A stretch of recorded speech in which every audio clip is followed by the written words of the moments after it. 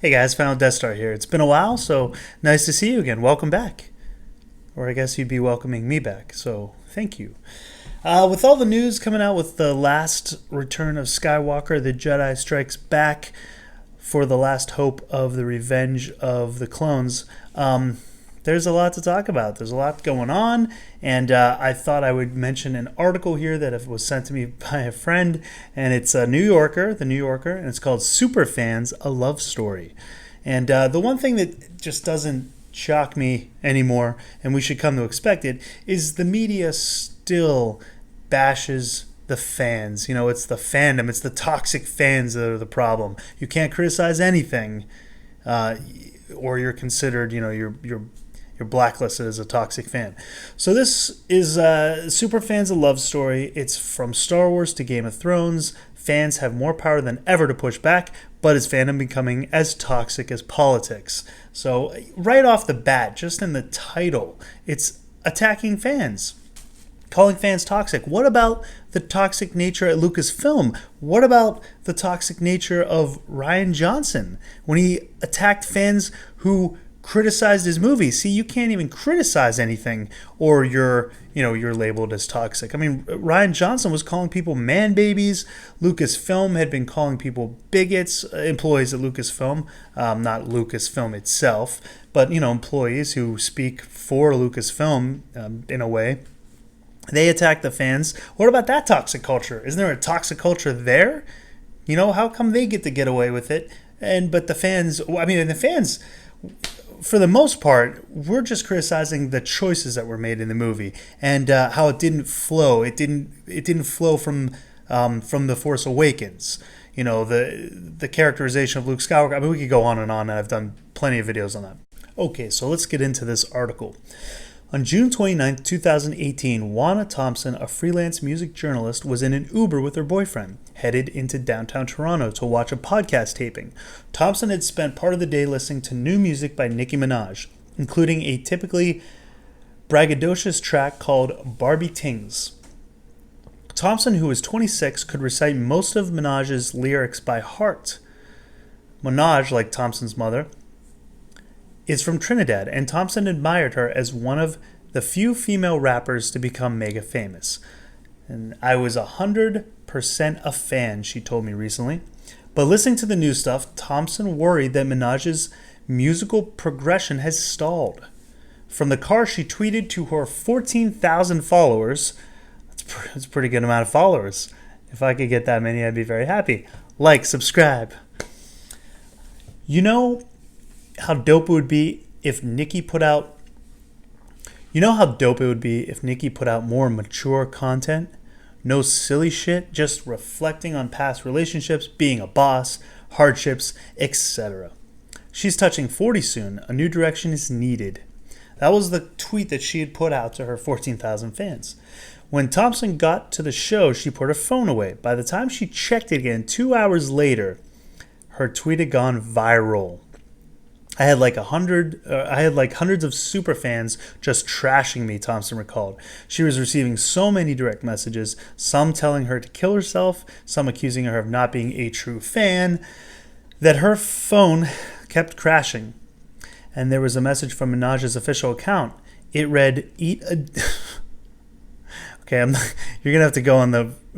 I'm not going to say this online. You have to go to the linked article to read it yourself. It says something very bad and very not appropriate.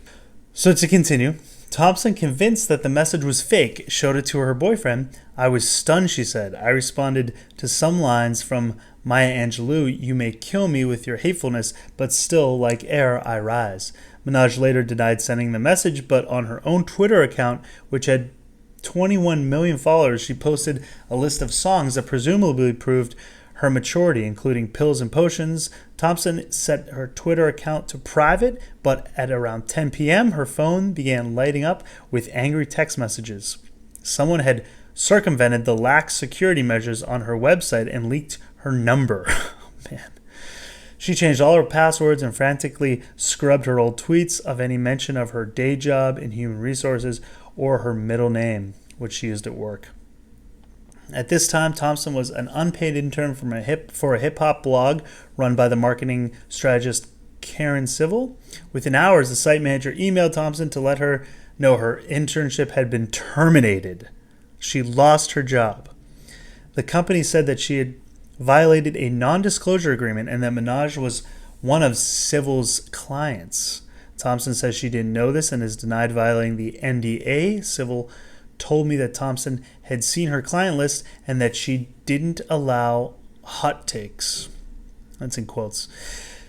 The next day, Thompson posted screenshots of the messages from Minaj's account, but this only inflamed the rapper's fans. One harasser lifted an Instagram photo of Thompson's daughter, who was 14, and photoshopped her face onto a gorilla's body. So this is getting very bad. Okay, so basically they go on with this story about her hardship that she's had to face because she criticized.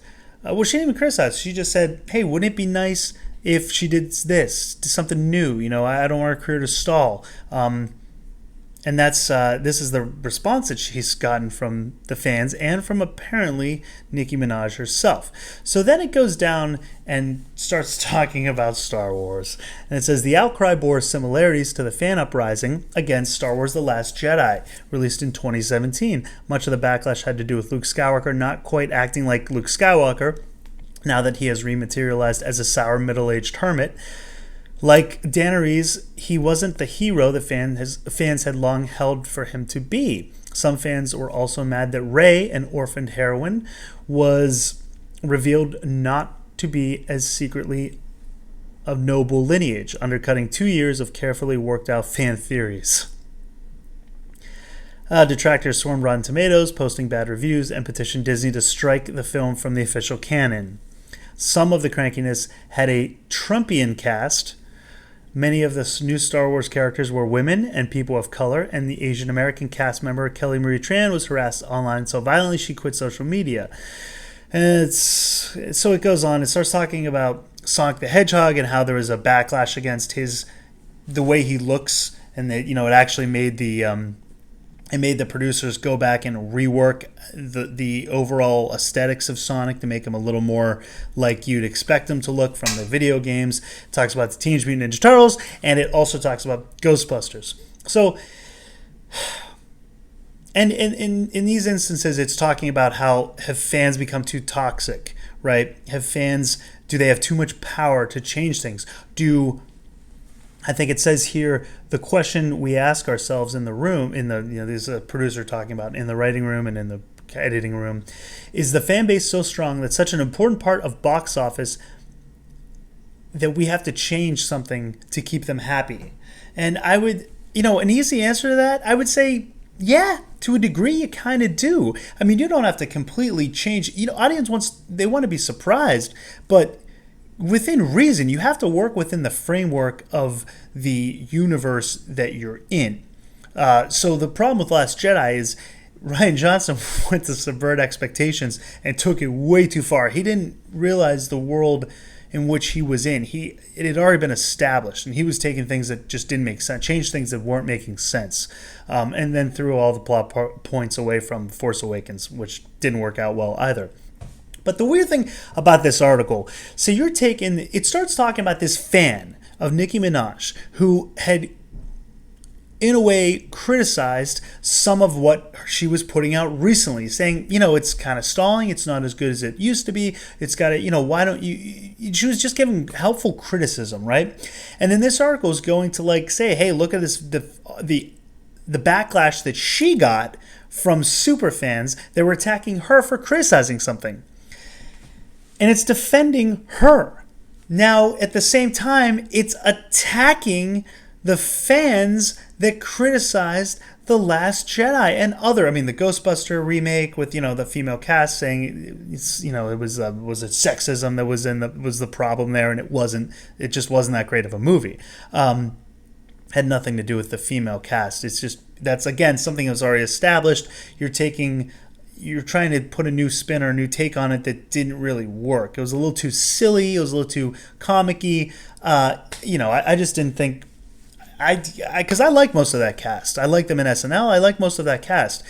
It just didn't work. It just wasn't a Ghostbuster movie. Anyway, but the point is that this is attacking a fan, or this is defending a fan that criticized a piece of artwork, while attacking the fans that also criticized a piece of artwork, or if you call it artwork, The Last Jedi.